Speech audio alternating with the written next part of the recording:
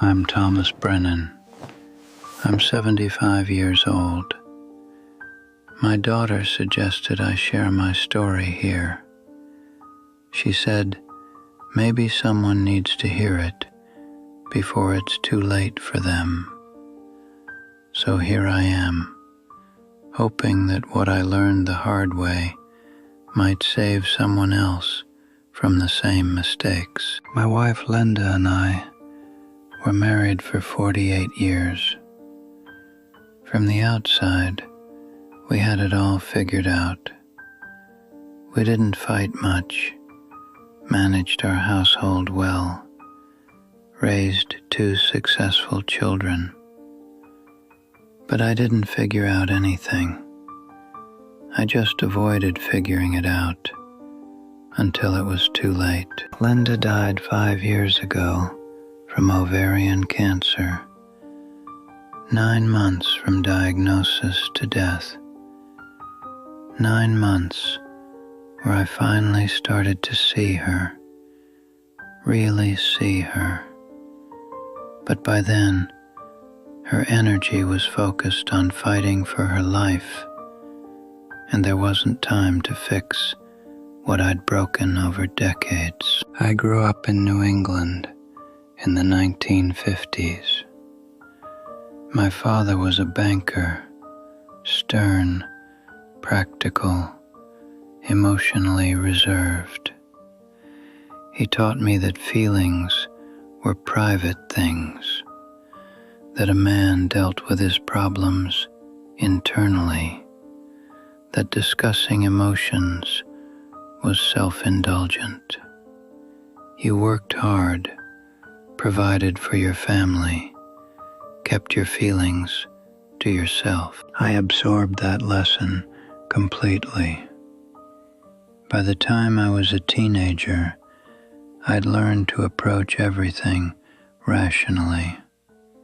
Feelings were messy and unreliable. Logic, reason, practicality, those were the tools for navigating life successfully. I met Linda when I was 25. She was 23, a teacher, full of warmth and laughter and life. She was everything I wasn't: expressive, emotional, connected to her feelings. She felt like color in my black and white world. We married a year later, and for a while it was good.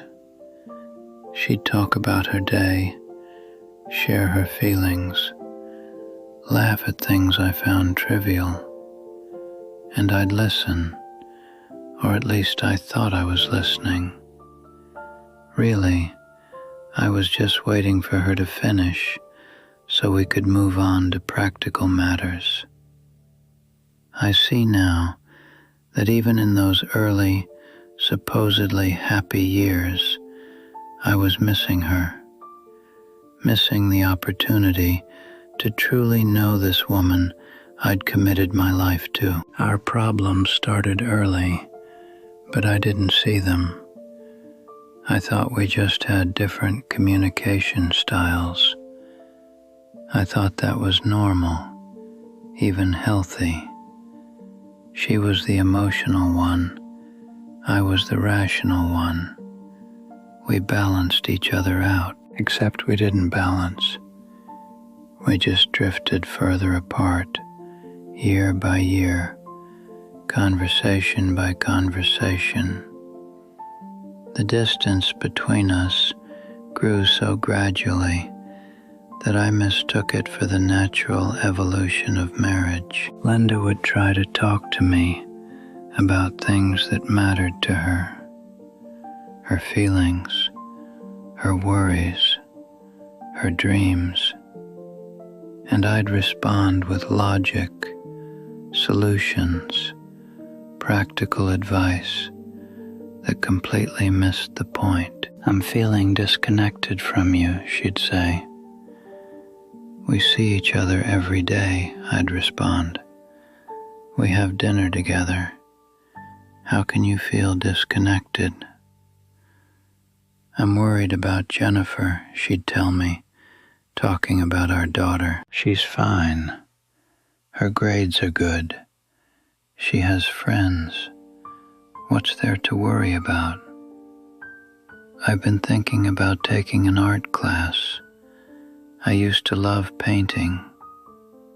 Art class, at your age, seems like a waste of time and money. Every time she tried to share her inner world, I'd shut it down with logic. I'd dismiss her feelings as irrational. I'd solve her problems without understanding that she wasn't looking for solutions. She was looking for connection. She was reaching out, trying to bridge the gap between us, and I kept handing her logical rebuttals instead of my hand. I thought I was being helpful, practical. I thought emotions were the problem, and reason was the solution. I was wrong, so terribly wrong. Emotional distance grows slowly. You don't wake up one day and realize you're strangers. It happens in tiny increments. One dismissed feeling, one practical response to an emotional need, one moment of logic when what was needed was empathy. Each interaction builds a wall, brick by brick, until you can't see each other anymore. Linda started sharing less. She stopped telling me how she felt because she'd learned I would either dismiss it or try to fix it instead of just hearing her. She stopped suggesting things we could do together because I always had a practical reason why we shouldn't. She found her emotional connection elsewhere, her friends, book club, sister, people who would actually listen to her feelings without trying to logic them away. And I told myself that was fine. She had her outlets, I had mine. That's just what mature marriages looked like. Separate, but together. I even felt proud of how we'd developed independent lives. I called it healthy. I called it mature. But separate and together is an oxymoron. You're either connected or you're not, and we were not. Our 30th anniversary dinner sits in my memory like a warning I ignored. We sat across from each other in a nice restaurant, and after we ordered, there was silence, heavy silence. Thomas, Linda said, "When's the last time you asked me how I was feeling? Really feeling, not just if I'm healthy or if I need anything practical." I honestly couldn't remember. "You ask if I'm okay," she continued, "but you never ask about my inner life, about what I'm experiencing emotionally, about who I am beyond the role I play in this household." "That seems overly complicated," I said. "If something was wrong, you'd tell me." She looked at me for a long moment. "No, Thomas, I wouldn't, because you wouldn't hear me anyway." We finished dinner in near silence, and I told myself she was being dramatic, that it would pass. It did pass, but not in the way I thought. She stopped trying to reach me, and I didn't even notice. Years went by. Our children moved away. I retired. Linda and I had more time together, which should have brought us closer, but it didn't, because we'd spent decades not learning how to actually be together. When Linda got her diagnosis, I went into problem-solving mode. I researched treatments, found the best doctors, created spreadsheets tracking appointments and medications. I approached her cancer the way I'd approached everything in our marriage, as a problem to be solved with logic and organization. But cancer isn't just a medical problem, it's an emotional crisis. And Linda needed a partner who could sit with her in those feelings, not one who tried to organize them away. One night, about 2 months after her diagnosis, we were lying in bed. "I'm scared, Thomas. I'm really scared." Instead of just holding her, instead of being present with her in that fear, I said, "The statistics are actually better than they seem." And Dr. Morrison said, "The new treatment protocol shows promise." She turned away from me. Of course, statistics. The sarcasm in her voice finally penetrated my armor. "What do you want me to say?" "I want you to be scared with me," she said quietly. "I want you to feel something.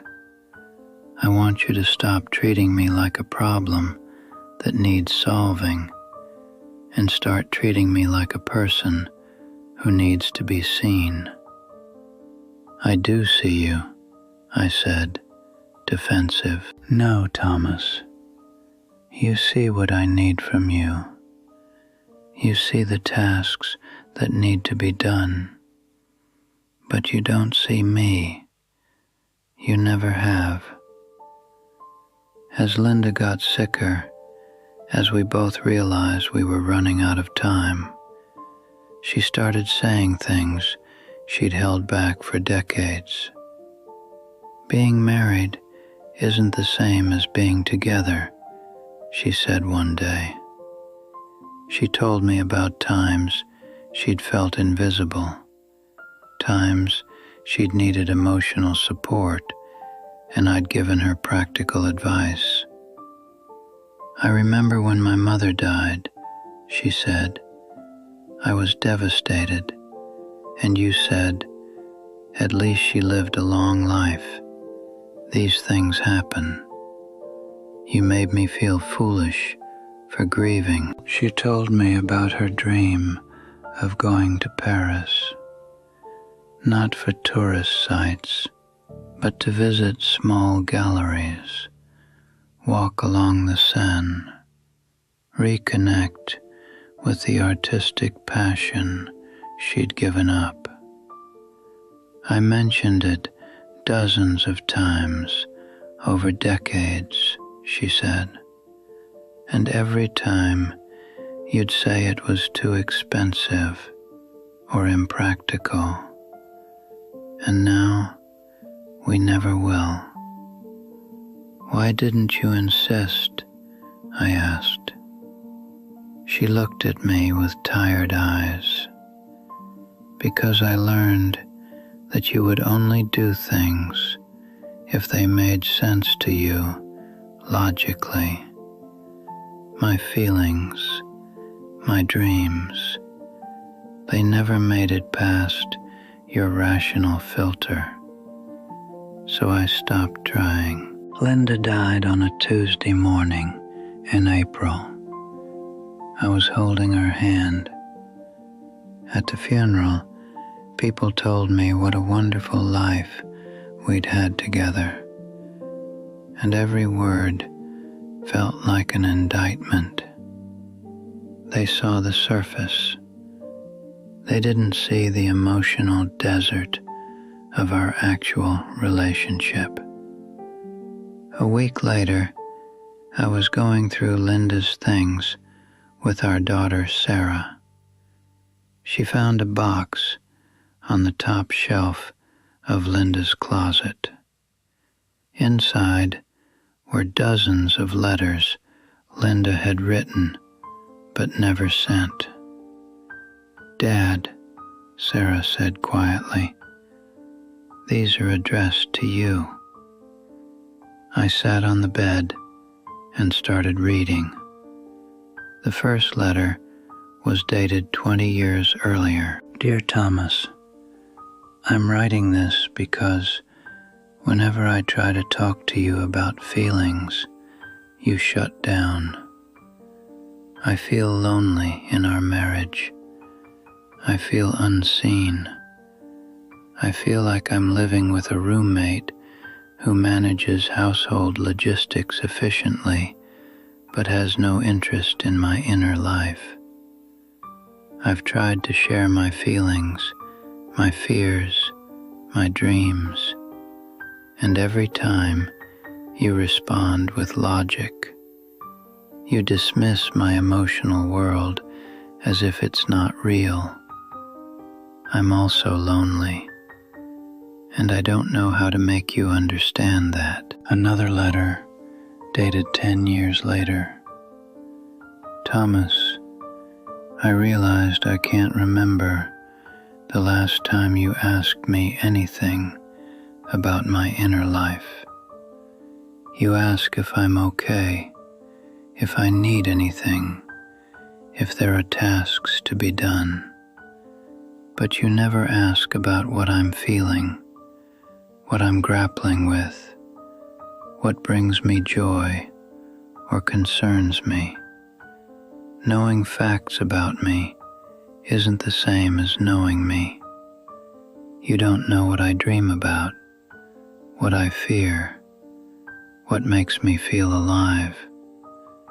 I'm tired of being unseen."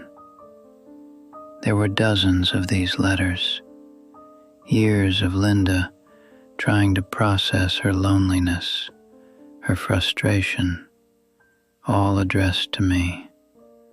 None ever sent, because she'd learned I wouldn't hear them anyway. The last letter was dated 3 months before her diagnosis. "Thomas, I'm 69 years old. You're 71. We probably don't have that many years left. I've given up trying to reach you. I've built a life that doesn't require your emotional participation. But sometimes I look at you and feel such grief for what we could have been and never were. You're not a bad man. You've provided well. You've been faithful. But you've missed the whole point. Marriage isn't about managing a household. It's about two people actually seeing each other, knowing each other, being vulnerable with each other. I love you, Thomas. I've always loved you. But I've never felt loved by you. Not really. Not in the way that requires you to actually see me. And that's the saddest thing I'll ever write. Linda." I sat on that bed and wept, because she was right about all of it.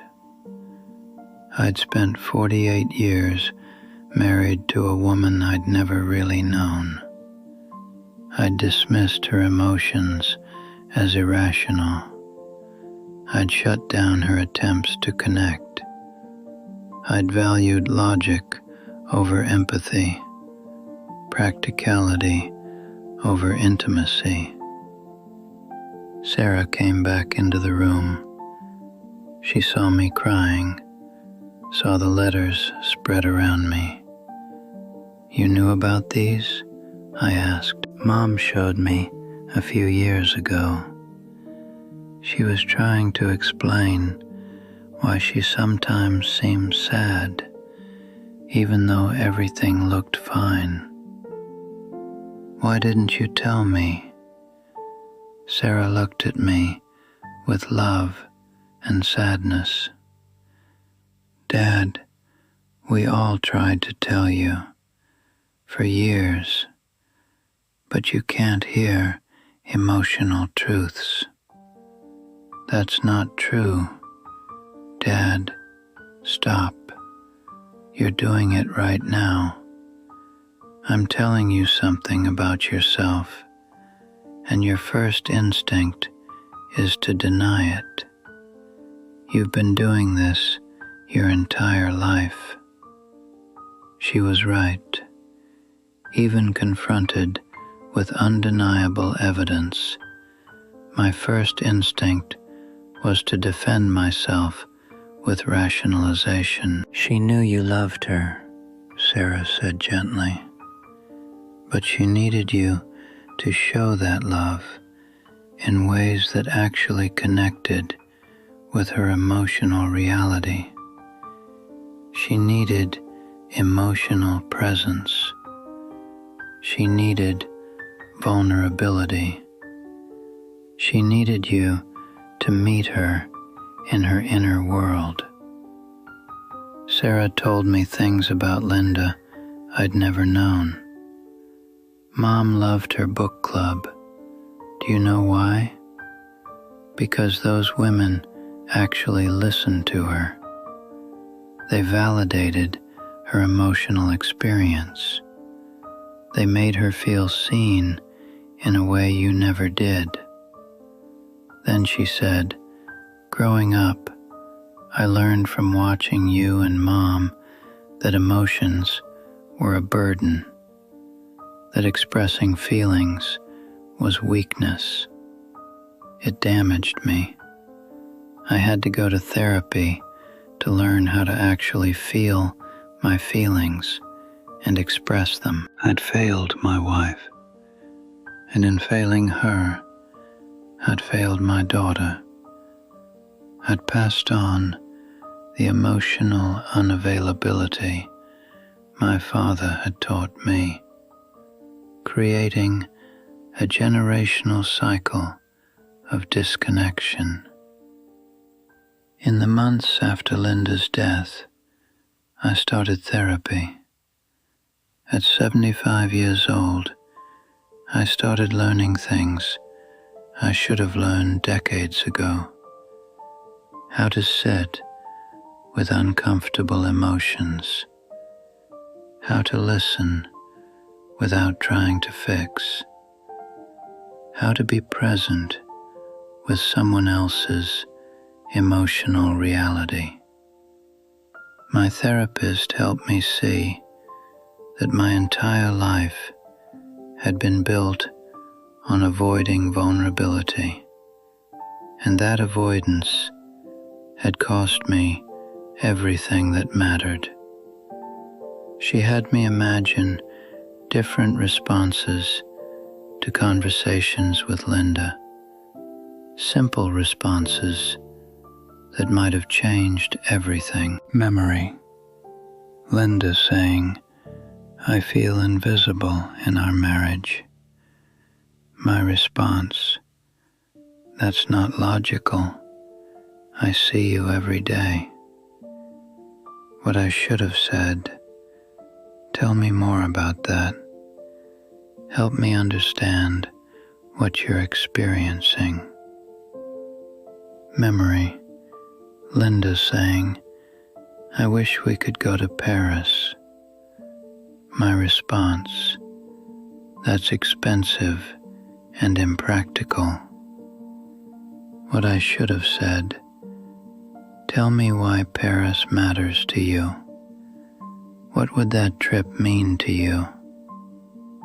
Every alternative was so simple. Just listening, just making space, just acknowledging her reality. But I never gave those responses, not once in 48 years. Here's what I've learned, and I need you to hear this. Emotions aren't problems to be solved. They're experiences to be witnessed. When someone shares their feelings, they're not asking you to fix them. They're asking you to see them. Being right isn't the same as being connected. You can be right about everything and still be utterly alone because you've prioritized being right over being present. Your partner's inner world is real. Their dreams matter. Their fears matter, even when they seem impractical to you. Vulnerability isn't weakness. It's the foundation of intimacy. You can't truly know someone if you're always hiding behind logic and rationality. I spent 48 years married to Linda, but I didn't really know her because I never made space for her inner world. I never asked the right questions. I never listened with intent to understand. I never let her emotions exist without trying to rationalize them away. If you're in a relationship right now, ask yourself, when was the last time you asked your partner how they're feeling and actually listened without trying to fix it? When was the last time you made space for emotions that didn't make logical sense to you? When was the last time you let yourself be vulnerable with them? If you can't remember, you're making the same mistake I made. Your partner has an entire inner world. Dreams, fears, longings, joys, sorrows. That world is real and valid, even if it doesn't make logical sense. And if you want real intimacy, you have to meet them in that world. You have to ask about it, listen to it, validate it. I would give anything to go back, to ask Linda how she was really feeling, to listen when she tried to share her inner world, to say yes to Paris because it mattered to her, to be vulnerable instead of hiding behind rationality. But I don't get that chance. She's gone, and all I have are letters full of loneliness that she wrote to me but never sent. Don't let this be your story. Don't let emotional distance masquerade as stability. Don't let logic become an excuse for avoiding intimacy. Ask the hard questions. Listen even when it's uncomfortable. Make space for emotions that don't fit your logical framework. Be vulnerable even when it scares you. Choose connection over being right, because one day you'll be where I am, sitting alone, reading words your partner wrote but never shared, realizing You had a lifetime to know them, and you chose comfort and logic instead. I keep Linda's last letter in my desk drawer. I read it often, and every time I think about how different our marriage could have been if I'd just been willing to meet her halfway. It's too late for me, but it's not too late for you. Learn from my mistakes. Ask about feelings. Listen without fixing. Make space for emotions. Be vulnerable. Choose intimacy over logic. Your partner's inner world is waiting for you, but you have to be willing to enter it, and the door won't stay open forever. Thank you for listening to an old man's regrets. I hope they help you avoid your own. I'm Thomas Brennan, and I'm finally learning, too late, how to feel.